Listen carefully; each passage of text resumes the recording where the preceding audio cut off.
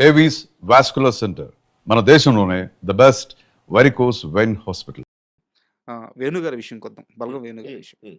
అంటే వేణు గారు బలగం తీసే సమయానికి, బలగంకి ముందు ఆయన అంత పెద్ద డైరెక్టర్ అని గాని, అంత గొప్ప సినిమా తీస్తారని గాని ఎవ్వరు నమ్మలేదు. ఇంపాసిబుల్. ఇండస్ట్రీలో చాలా హర్డిల్స్ ఫేస్ చేశారు ఆయన డైరెక్టర్ కరెక్ట్. అవ్వడానికి. కానీ మీకు 4 సంవత్సరాల ముందే బలగం కథ చెప్పారు అవును. కదా! చెప్పారు. అవును. ఆ రోజు నుంచి మీరు వేణు గారిని నమ్ముతూనే వచ్చారు.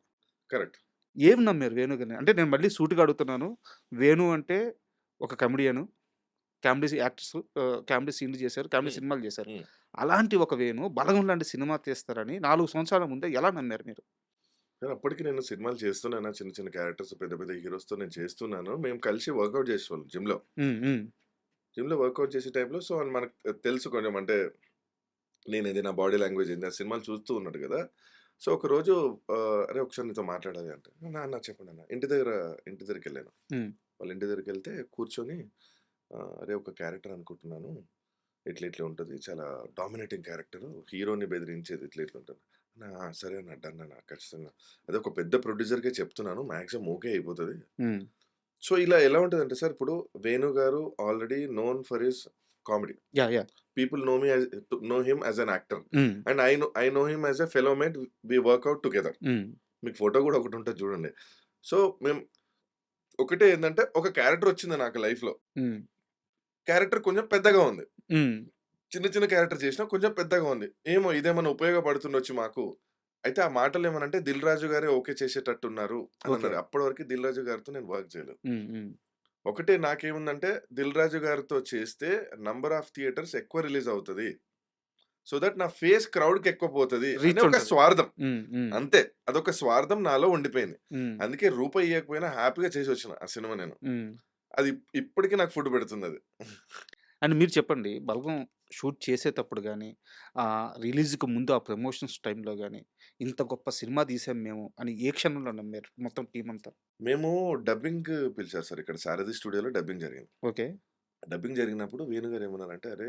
సూపరు. ఈ తెలుగు ఇండస్ట్రీ చూడని ఒక చరిత్ర. అంటే హ్మ్. లాస్ట్ 15 మినిట్స్ ఒక పాటతో ముగిద్దాం అనుకుంటున్నాను. ఒక హ్మ్. ఎమోషనల్ సాంగ్‌తోని అనుకుంటున్నాను. మంచి కళాకారులు దొరికిర్రు నాకు. హ్మ్. ఇట్లా వరంగల్ నుంచి సో అండ్ సో అని చెప్పాడు. అంటే ఎక్సైట్ అయ్యి నాకు షేర్ చేసుకున్నాడు. హ్మ్. అవునన్నా మంచిదే కదన్నా! అందరూ అలాగే చెప్తారు కదా సార్. సార్ ఎవరన్నా కానీ ఏ సినిమా అన్నా హిట్ అవ్వాలనే తీస్తారు కదా! కరెక్ట్. Flop correct. అవ్వాలని ఎందుకు తీస్తారు? హ్మ్. వాళ్ళు బెస్ట్ క్రౌడ్‌కి అలా హిట్ అవ్వాలనే ప్రాసెస్‌లోనే చేస్తారు. సో, మేము అది వింటూనే ఉంటాం. అవునా భయ్య సూపర్, సూపర్ అన్నాం. వచ్చాము, డబ్బింగ్ చెప్పుకున్నాం, ఎళ్ళిపోయినాం. హ్మ్. ఆయన అన్నాడు అప్పుడు 'దిల్ రాజు' గారు చూసిన ప్రతిసారి 'దిల్ రాజు' గారి కళ్ళలో నీళ్ళొచ్చినాయి అని ఒక మాట చెప్పాడు. హ్మ్. ఒకసారి చూస్తే వస్తది. రెండోసారి చూసినా కళ్ళలో నీళ్ళొస్తున్నాయి. అవునా అంతుందా? అని నేను అనుకున్నా. అప్పటికి నేను చూడలేదు. తర్వాత చూసిన తర్వాత నాకు లిటరల్‌గా కళ్ళలో నీళ్ళు రావడం. అరే! ఇదేంది ఏదో మ్యాజిక్ ఉందేంటి ఇది? హ్మ్. థియేటర్‌లో చూసినాం. థియేటర్‌లో క్రౌడ్ లేరు ఫస్ట్ డే. అవును. అవును. దేవి థియేటర్‌కెళ్ళాం మేము 'దిల్ రాజు' గారు, మేము, డైరెక్టర్ అందరం బ్యాచ్. క్రౌడ్ లేరు. వచ్చిన తర్వాత దేవి ఆఫీస్‌లో కూర్చున్న తర్వాత 'దిల్ రాజు' గారు ఏమన్నారంటే, "మీరు చూడండి. అసలు ఆయన విజన్ చూడండి సార్ అసలు. ఇప్పుడు ఎళ్లారు గదా! ఈ క్రౌడ్ ఎళ్లి వాళ్ళ ఫ్యామిలీకి చెప్తారు. వాళ్ళ ఫ్రెండ్స్‌కి చెప్తారు. వీళ్ళందరూ మళ్ళొస్తారు చూడండి రాసి పెట్టుకొని" అన్నారు. హ్మ్. కట్ చేస్తే అదే జరిగింది. అదే జరిగింది. అసలు అంటే అంత విజన్ ఎలా ఉంటదని నాకు అర్థం కాలే. అంటే చూసారా sir that is what no one will become big అంత ఈజీ కాదు. అంటే పబ్లిక్ విజన్‌ని కూడా ఆయన అర్థం చేసుకున్నాడు. కరెక్ట్.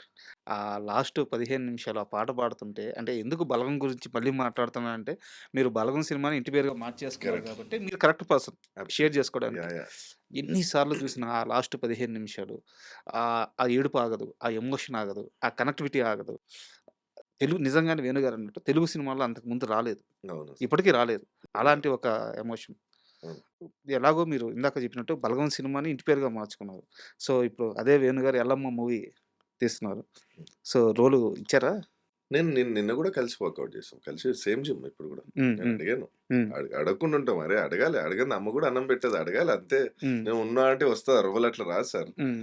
మరి బ్రేక్ వచ్చేసిందంటే పిలుస్తారా? లేదు. పోయి అడగాలి. సార్ నేను ఉన్నా అని చూపియాలి మళ్ళీ. హ్మ్. పెద్ద పెద్ద యాక్టర్స్ కూడా ఆఫీస్‌కెళ్ళేసి ఆఫీస్ ఓపెనింగ్ అయినప్పుడు హాయ్ చెప్పేసి వస్తారు. హ్మ్. ఎందుకంటే గుర్తు తెచ్చుకోవాలి గదా! ఎందుకంటే మా రిప్లేస్‌మెంట్ వందల మంది ఉంటారు. కరెక్ట్. ఎవరికైనా రావచ్చు. ఎవరు కష్టపడి ఎవరు ప్రయత్నిస్తే వానిదే రోల్. హ్మ్. సో, వేణన్నని అడిగిన, "అన్న మరి ఎల్లమ్మ" "ఏ లేదురా నువ్వు ఎక్కువ కనిపించేసావు వద్దురా" "నువ్వు మరీ ఎక్కువ సినిమాలు చేసేసావురా వద్దు" అన్నాడు. ఆ! సరే ఏందన్నా ఇప్పుడు నీ వల్ల నేను ఇంటి పేరు మార్చుకున్నాను. నేను బేసిక్స్ ఎట్లా మర్చిపోతాన్నా? హ్మ్. నువ్వే నాకు లైఫ్ ఇచ్చినావు. హ్మ్. సో, నిన్నైతే నేను మర్చిపోలేనన్న. ఏదన్నా ఆపర్చునిటీ ఉంటే, ఏదన్నా అరే! ఈడు సెట్ అవుతాడని నీకేదన్నా అనిపిస్తే మాత్రం నన్ను మర్చిపోకు హ్మ్. అని ఒక 4, 5 సార్లు 5, 6 సార్లు చెప్పిన. హ్మ్. మొన్న లాస్ట్ ఒకటే అన్నా. ఇంక నేను సినిమా టాపిక్ నేను తీయను. ఇంక అయిపోయింది. ఇదే లాస్ట్ టైమ్ నేను అడుగుతున్నా. ఏదన్నా ఉంటే మాత్రం నన్ను మర్చిపోకు. నువ్వు రా మనం ఇంక నువ్వు వర్కౌట్‌కొచ్చిన ప్రతిసారి అడిగితే చిరాకుంటది సార్ ఎవరికైనా. కరెక్ట్. కరెక్ట్. అరే! ఈడేందిరా నా తలకాయ తింటున్నాడు, చెవు తింటున్నాడు. లాస్ట్ టైమ్ అడిగేసి అన్న ఏదైనా ఉంటే మాత్రం నన్ను మర్చిపోకు అని చెప్పిన. ఇంక మెల్లగా అన్న వర్కౌట్ చేయండి, ఇది తినండి, డైట్ ఇది చేయండి, అది చేయండి అని చెప్పి డైవర్ట్ అయిపోయింది. ఇస్తే వస్తది సార్. ఏముంది మనకి రాసుంటే వస్తది సార్ ఏం కాదు. కానీ మన ప్రయత్నం అయితే ఉండాలి. అంటే ఒక్క వేణు గారి విషయంలో మాత్రం మీరు అర్హుడు అని చెప్పి నేను అడుగుతున్నాను. ఎందుకంటే అవును ఖచ్చితంగా. ఆయనే మీకు ఫస్ట్ బ్రేక్ ఇచ్చారు. కరెక్ట్. ఆయన సినిమానే మీరు ఇంటి పేరుగా పెట్టుకున్నారు. అంతకుముందు 4 సంవత్సరాల నుంచి ట్రావెల్ అయిన మనిషి. ఇప్పుడు ట్రావెల్ అవుతున్న మనిషి. అవును. సో, ఆయన సినిమాలో మీరు ఖచ్చితంగా కనిపించాలన్న ఉద్దేశంతో బావుంటది. అడుగుతున్నా. నాకు ఆ! అదే ఆశ కానీ అండ్ పెద్ద విషయానికి వద్దాం మళ్ళీ. హ్మ్. సార్ ట్రైలర్ రిలీజ్ చేశారు. హ్మ్. అద్భుతంగా ఉంది. హ్మ్. ఎమోషనల్ వైస్ ఉంది. హ్మ్.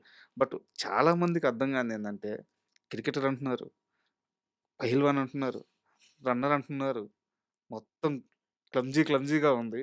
సార్ చాలా డౌట్‌లున్నాయి. Okay sir. ఆ! ఇప్పుడు నా లైఫ్ ఏంటి సార్? హ్మ్. మీరు కూడా క్రాస్ ఓవర్. నా లైఫ్ ఇదే. సో, సార్ అంటే ఒక మనిషి జర్నీలో ఏదన్నా ప్రయత్నిస్తూ స్టేజ్‌లో ఒక క్లారిటీ వస్తది సార్ అంతే. హ్మ్. హ్మ్. ఇప్పుడు నేను ఏదేదో అవుదాం అనుకుని ఇంకేదో అయినా. హ్మ్. ఇక్కడి నుంచి స్టార్ట్ అయ్యి ఇంకేదో అయింది. హ్మ్. అట్‌లీస్ట్ ట్రై చేసిన. సో, పెద్దిలు కూడా ఈస్ ట్రైయింగ్. హ్మ్. ఆయన కూడా ఏదో ప్రయత్నించి లాస్ట్‌కి ఏదండి సార్ ఇక్కడ సినిమా వైస్‌గా చూసుకుంటే నీకు ఇన్ని చూపిస్తున్నానంటే మీకు బోర్ కొట్టదని అర్థం. ఆ! అదే. అసలు ఇంకెంతుందనేది ఆ! అర్థం మీకు కావట్ల. ఖచ్చితంగా కానీ ఒక క్లారిటీ ఏందంటే, పెద్ది లైఫ్ ఖచ్చితంగా లింక్ అయి ఉంటది. ప్రతి స్టోరీలో ఏదైతే చూపిస్తాడో, ప్రతిది ఇంటర్‌లింక్డే ఉంటది. ఎందుకు చేశాడు అనే రీజన్ ఖచ్చితంగా ఉంటది. అరే! హ్మ్. ఇదెందుకు చేశాడురా అని ఉండదు. హ్మ్. అది ఫర్ ష్యూర్. అండ్ ముఖ్యంగా వచ్చేసి అంటే నేను ఆల్రెడీ ఇంటర్వ్యూలు చేశాను కాబట్టి అడుగుతున్నాను. హ్మ్. ఆ కొండ కింద ఊరు అని జెప్పేసి ఒకటుంటది. హ్మ్. అదే సినిమాలో హైలైట్. వాళ్ళ సమస్య మీదే పెద్ది పోరాటం జేస్తారు అని జెప్పి చెప్తున్నారు. సార్ నాకు సంబంధం లేదు సార్. మీకు సంబంధం లేదా? అంటే నేను వచ్చాము ఫైటు అంటే మాకు మాది ఏ క్యారెక్టర్ ఉంటే అదే చెప్తారు సార్. అంటే దాన్ని ఔట్ ఆఫ్ సబ్జెక్ట్ మాకు చెప్పరు. హ్మ్. హ్మ్. యాక్చువల్‌గా దీనికి ఏం లింక్డ్ ఉంది? ఎవరెవరు వస్తుర్రో ఇప్పుడు మేము రింగ్‌లో ఫైట్ చేసినప్పుడు ఇంతమంది ఉన్నారు. వీళ్ళందరూ సినిమాలో ఉన్నారా? హ్మ్. హ్మ్. వీళ్ళందరూ క్యారెక్టర్స్ చేసారా గూడా తెలీదు మాకు. హ్మ్. మేము రింగ్‌లో ఉన్నాము. ఒక 500 మందిని మమ్మల్ని చూస్తూ ఉన్నారు. హ్మ్. అదొక్కటే హ్యాపీనెస్. అంతమంది ముంగల మేము ఫైట్ చేయాలి. హ్మ్. అదొక్కటే తెలుసు సార్. దాని క్రాస్ లైన్ మాకు స్టోరీ తెలీదు. తర్వాత ఏం జరుగుతదో గూడా తెలీదు. హ్మ్. చాలా తెలివిగా సమాధానం చెప్తున్నారు. అయితే ఒక చిన్న డౌటు. మీరు మీరేం లీక్ చేయొద్దు. హ్మ్. ఒకటి చెప్పండి. హ్మ్.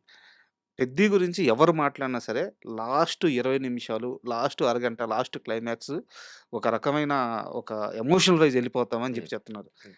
ఎలాంటి ట్విస్ట్ ప్లాన్ జేశారు మీరు? నాకు అర్థం గావట్లేదు. Watch in theatres on 4 June. Hmm. ముఖ్యంగా ట్రైలర్‌లో సార్ అట్లీస్ట్ ఎంత కష్టపడి, ఎంత ఆలోచించి నేను కష్టపడి ఒక స్టోరీ రాసి, మీకొక ఎక్సైట్‌మెంట్ ఇయ్యాలని చెప్పి ఇన్ని వందల అహా! కోట్లు ఏం ఖర్చు పెట్టి చెప్పొద్దు. ఇంత బెస్ట్ క్వాలిటీ ఇవ్వాలని చెప్పి నేను చెప్పా. కెమెరా దగ్గర నుంచి ఎక్కడ కాంప్రమైజ్ గాకుండా మీకిద్దాం అనుకుంటే, ఒక ఊహా ప్రపంచంలో ఏదో అనుకోని సార్ మీరు ఎంజాయ్ ది ఎక్సైట్‌మెంట్ ఆన్ 4థ్ June in your nearest theatres.